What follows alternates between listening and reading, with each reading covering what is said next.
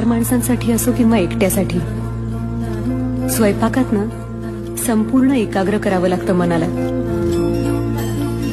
एका माणसाचं जेवण बनवायला तेवढीच मेहनत लागते जितकी 40 माणसांच्या स्वयंपाकाला. हे कधी विसरायचं नाही.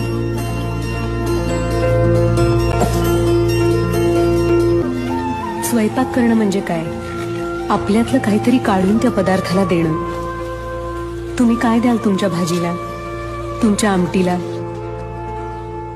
मी ना माझ्या मनातलं सगळं सांगते माझ्या पदार्थांना. ते समजून घेतात आपल्याला आणि मग चव येते त्यांना.